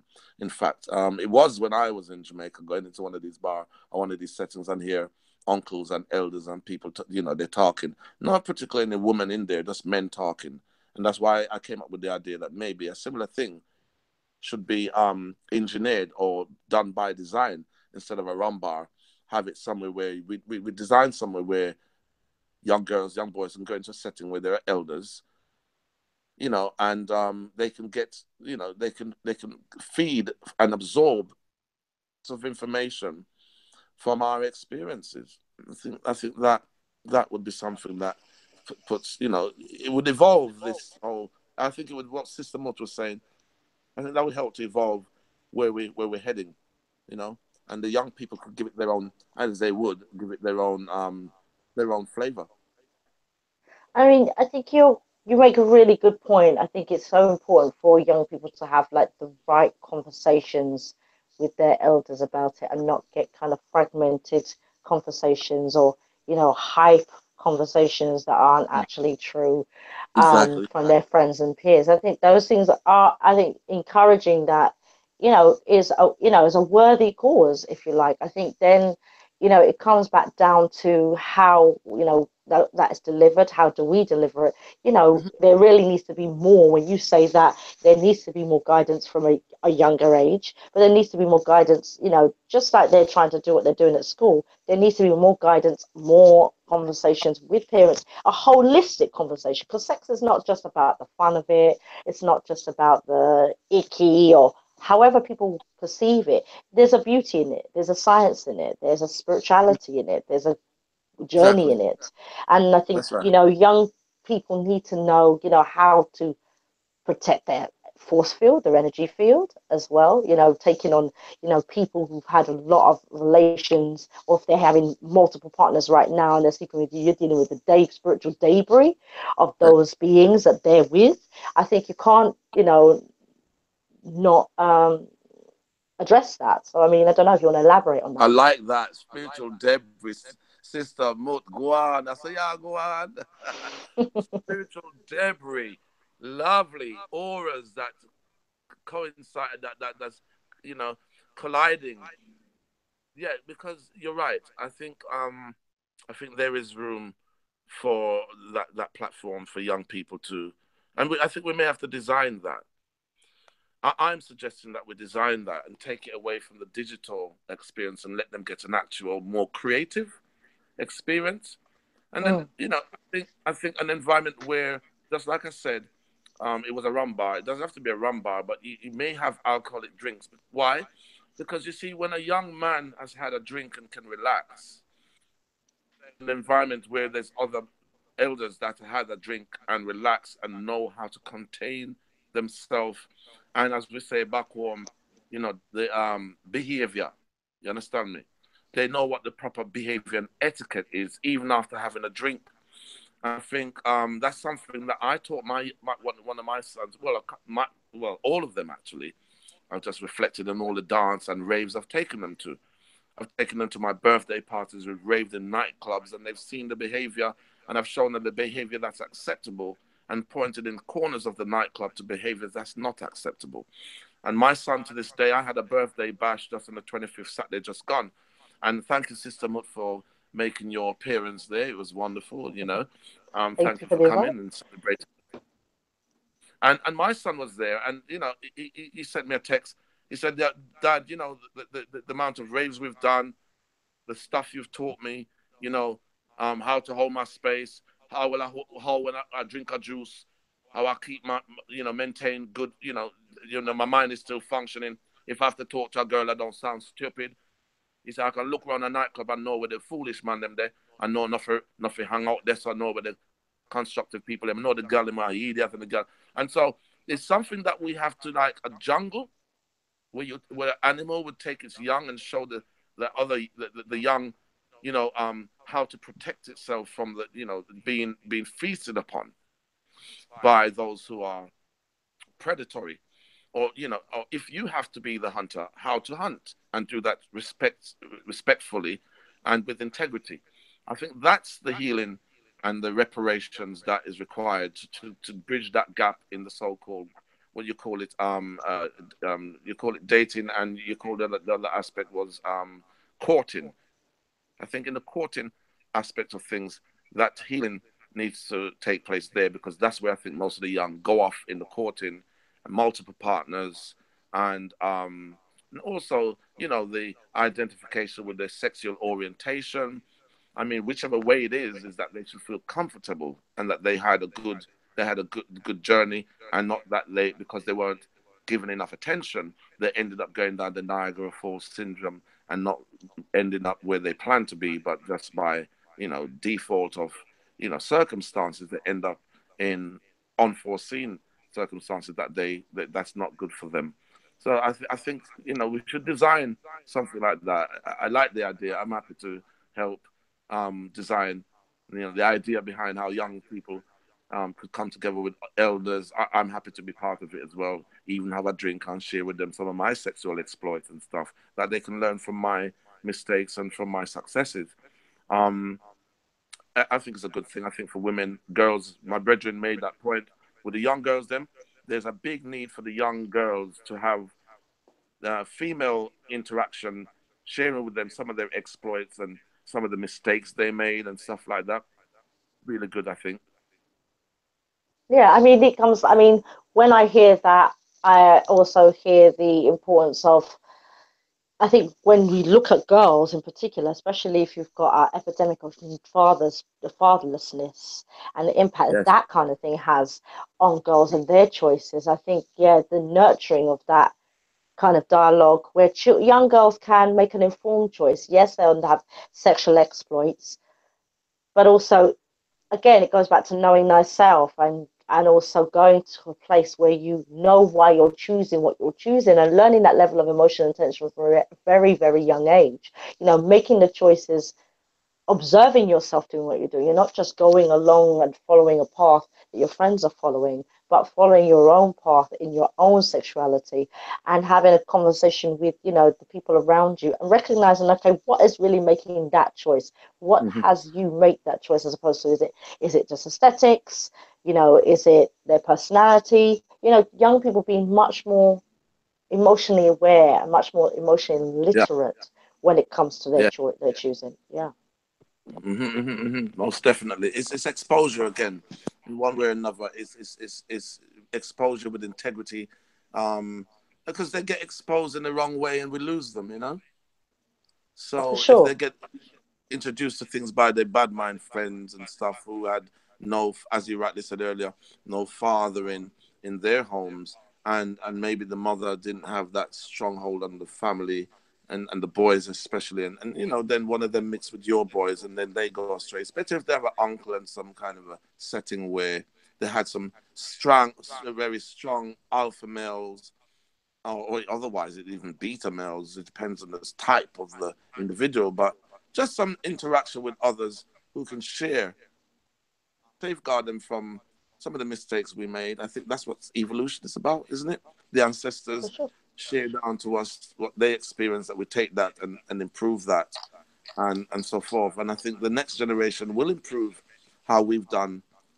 As bad as it looks, I think they will improve what's happened with our generation and the previous generations. I think they're already starting some very positive trends in that regard.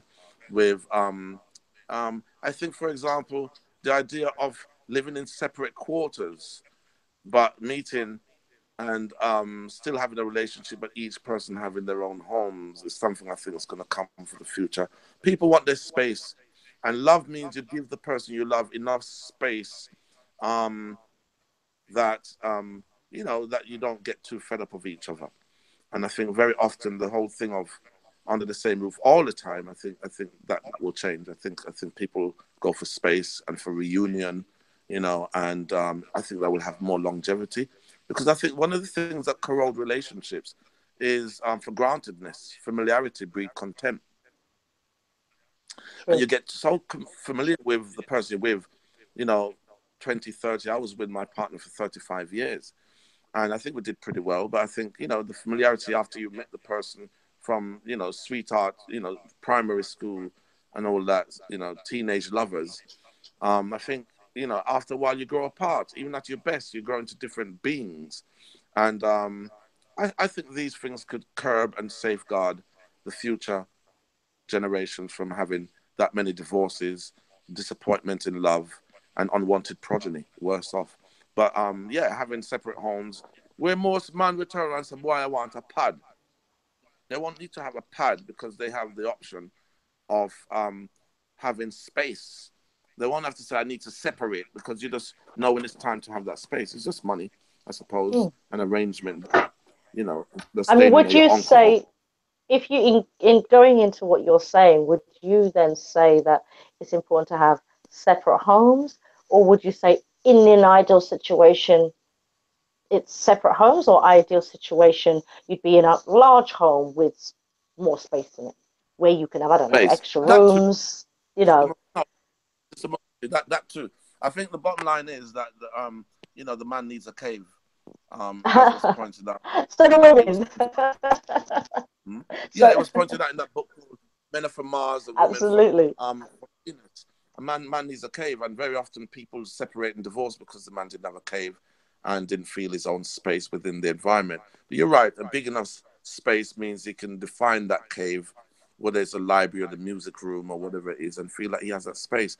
I think that's missing from most of the general relationships. And you're right, I think, it could be in the same house. And there are families that where husband and wife or partners, man and woman, that they won't prefer that model because the woman may not feel secure enough to be in her space on her own and need more support depending on her set of circumstances, physical, mental, and emotional strength. There are women that they are Trojans that, when the man's not there, they become the masculine, the male, impetus. And I think that's important, that some women have that strength that when the man's not there. And equally, the man needs to have some, the female or feminine aspect of his own persona and personality that needs nourishing as well. He needs to be able to, run the house and run the thing if his partner or his other half is not well or not able to. And those are the things we learned back home. We run yard. I tell all the women them ever in my life, there's only two things I don't do in the house with a woman. I don't push out the babies and I don't breastfeed. Everything else, me do them to that. That's it. Trust. You have to have a willingness to be able to participate, as well as know yourself and have your own interests within that dynamic. I think that is a key element that a lot of men don't participate enough probably in the household, and they don't in turn have their own things that they can get on with, or sometimes the woman doesn't have enough of her own interests that she can pursue, where she doesn't need the husband around. She can go out, do her thing. But again, in order for that to happen, majority of the time the man has to be somewhat domesticated, somewhat prepared to chip in, Yeah. or it just will never work. So I think that's a key element to bear in mind, definitely. Most definitely. Most definitely. And we need to set up stuff for the young from that, because imagine you have children. I mean, I've got, between me and my partner, we have 9. And, you know, imagine you have a son that meets a woman, and these days, imagine the woman want to give him boiled rice and sardine for eat, or baked beans and rice for eat. And that's something like microwave food. And you understand me? The man, I forget in a situation where him say, no, I can cook. You don't have to give me them little stupid food there. And I can cook for you and the children. She's on a menstrual cycle. She's going through certain things. Him take over. I think those elements are really, really vital. Not only would women appreciate it, but the children start to see how a home is run with that type of harmony. And so that way, I'm saying we heal the next generation. We have to delete these Europeanization of romance and relationships, and take back what Willie Lynch had destroyed and reestablish. Help the young to redesign. And I think the word I would use, and very seriously I'm feeling this, is the word is to recall, because I believe it's still within their psyche from the ancestors, within our DNA. It's there how relationships should, the love, the art of sex, the whole thing's within our DNA. We just need to nourish it, that they can recall, and so that those behaviors can resurface. You know, so take away the bad drug and give them the good stuff from our ancestors, and they will find themselves, and they'll find it themselves. Definitely. Listen, we're coming to a close on this particular show. It's been a big pleasure having you talking with Sister Mort. You two have been chopping it up and coming with some lovely points for our audience. I would say thank you to everyone for tuning in. But before we go, I personally would like the two of you to just give your final thoughts on courtship and your top, let's say your top 2 points to bear in mind, or top 3 even, to bear in mind when dating, for the male and for the female. We'll start with you, Doctor. Okay. One Chinese man, when he was dying, and them a bury him, you know, and him said him live with his wife over 100. Them live over 100 years, and so their love was the longest love life ever in history. So as him a dead now, them ask him, how did you do it? And him turn around and say 3 things, like you ask about 3 things now. 3 things. Him say 3 things: tolerate, and tolerate. So I don't genuinely mean that. I'm joking, but there's some element of when we were told by our elders that you need to compromise, I don't believe that either. I think that's wrong. Compromise leads to some level of casualty and disruption, because eventually a bubble will burst. You can't hold that kind of pressure, putting up with something that you don't like for more than a certain amount of time, and it will blow. But I think if you look at that picture in the background I'm showing, you can see that there is a picture of Lord Sri Krishna with his divine goddess Radharani. And the idea is that, because you asked about the 3 things, is that, you know, that the whole idea of yin and yang, the idea of plus and minus, and you can see where I'm going with this. All these symbols are symbols that ideally is one gen harmony. Is what is coming from, they use the word Genesis. I use the word gen harmony. So it's coming from a oneness, male, female, yin, yang, you know, and so forth. And so when we're working on reestablishing what you call that harmony between male and female, we have to kind of remind ourselves, like I use the word recall. We have to recall within our spirits, within our emotion, within our physical, within every part of us, recall that within us, we have aspects of them, the female, and within them, there are aspects of us within them. So when being in the presence of your empress, of your counterpart, your other half, what they call in the Bible the holy matrimony, is that original one thing that was divided into 2. They made out that, well, you know, Eve was taken, the rib was taken out of Adam and used make Eve. But it doesn't matter if it was the rib or if it was the spleen or the gallbladder. The bottom line is a portion of the man. And for me, I want to add is a very, very important portion of the man that was extracted from the original being.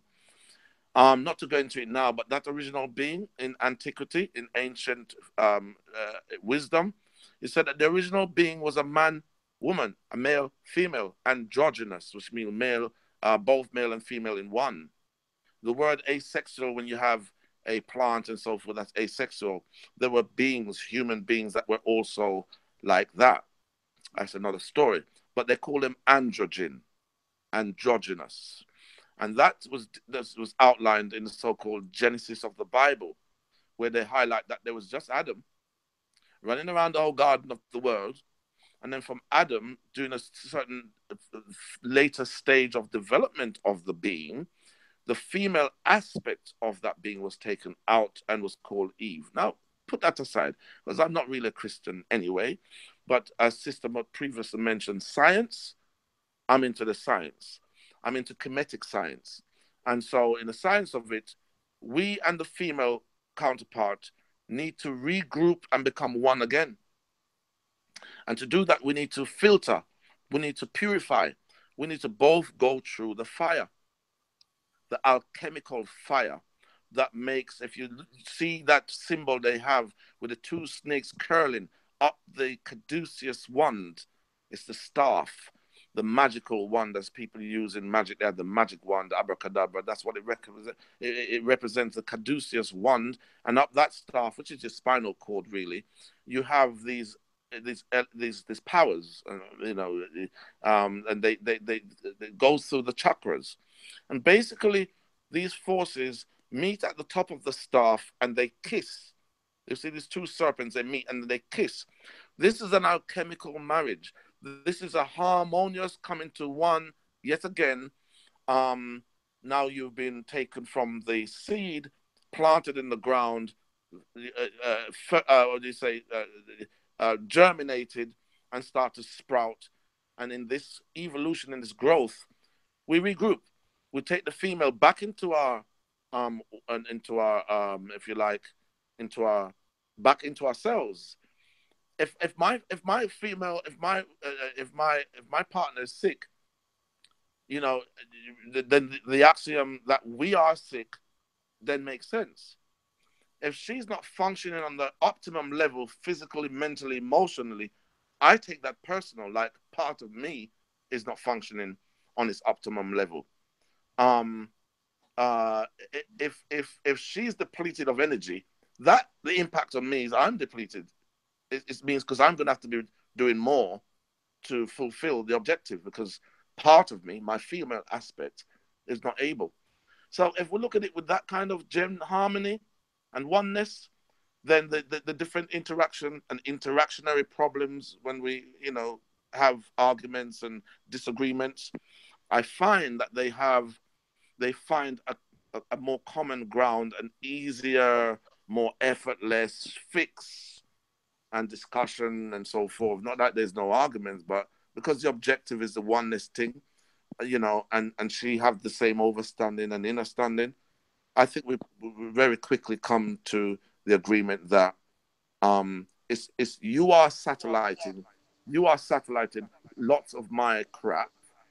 You're satelliting lots of my things that I need to learn, and my ego needs curbing.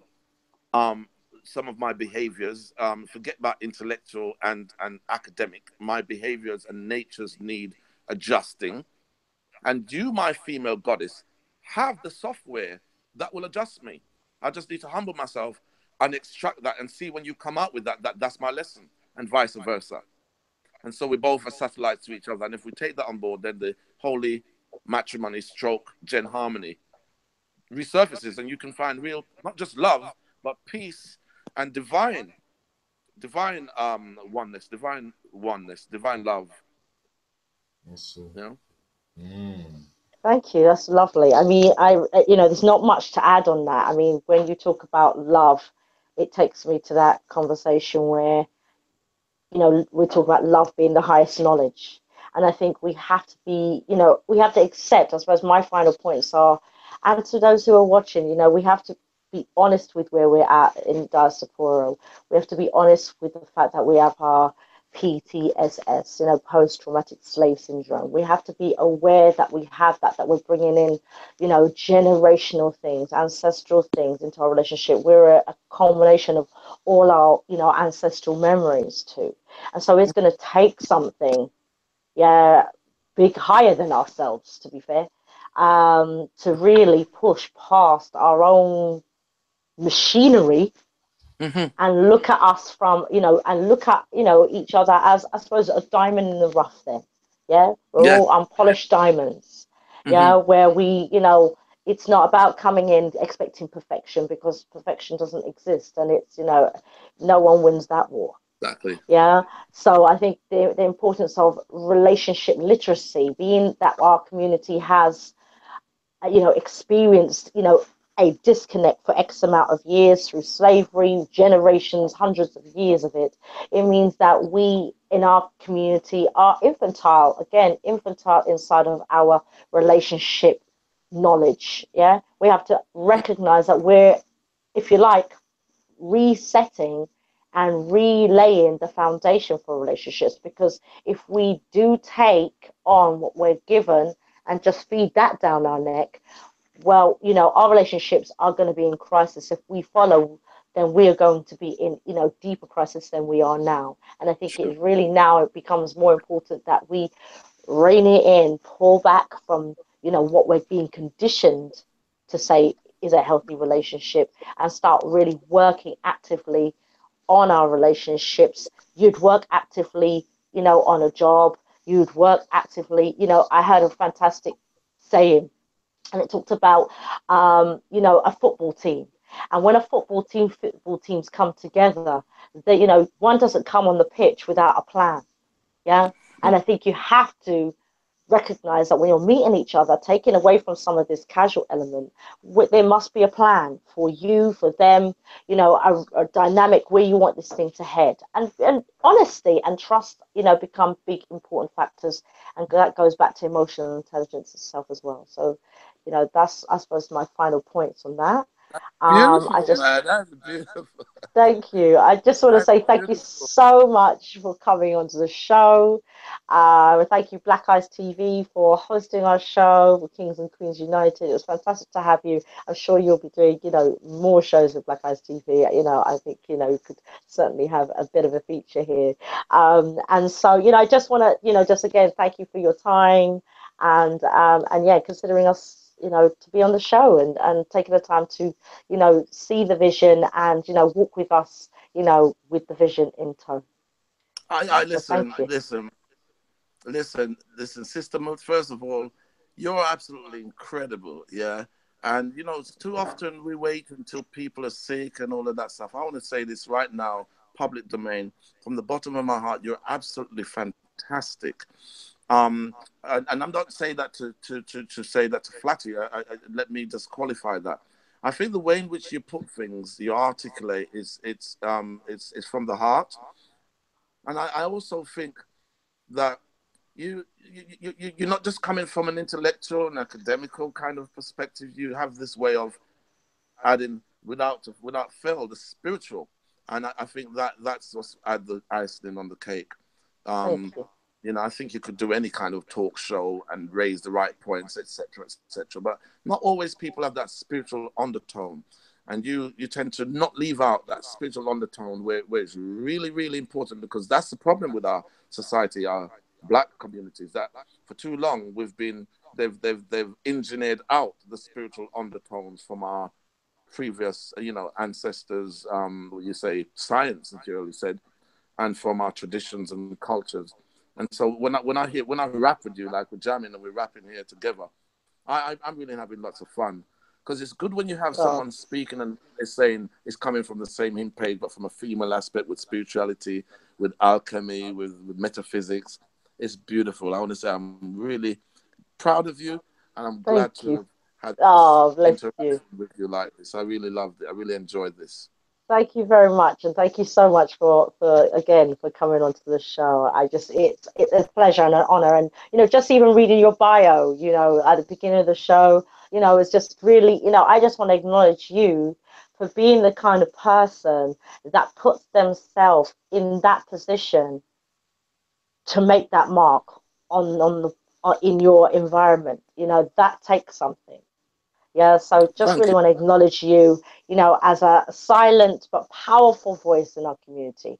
So I really hope that we get to see you again, experience your expertise again with Kings and Queens or here with Black Eyes. I think it'd be fantastic, some kind of working relationship. It started here, folks. Today. So thank you very much. You mentioned about walk with you. Listen, I'm gonna be walking with you guys. All right, I'm gonna be working with you and walking with you. So we're Bless good. you. You got me. So I just wanna. As Oh, I go said, ahead. Carry on. you got me. You got me. All right. You got. Okay. Thank you. All right, so I just want to say thank you again to everybody who's tuned in this evening. I know that Black Eyes have other shows that they're doing. I just want to again mention the event that's taking place on the 16th of December. That's right. It will be a dinner and dance from 7 till 1. And, we're looking at showcasing, some of the things, some speakers, success stories, performance. So we are really hoping for a beautiful event. Come and wear your beautiful clothes. Go on Eventbrite, kingsandqueens.com, and go on the Eventbrite and check out the event and come down, enjoy the season, because, a lot of people are doing things for the different seasons that are coming up. We're kind of alternating that and just saying, you know what, just come down and be a king and queen inside of this space. Allow yourselves to enjoy the day and the evening that we're going to have. It's going to be a relaunch with our online dating site, which will allow for people to then start looking into the kind of relationships that they want and more tailoring it to the kinds of needs that they want in terms of their awareness and their connectivity. So I really want everybody to come down to this event, enjoy it, like and share this this video.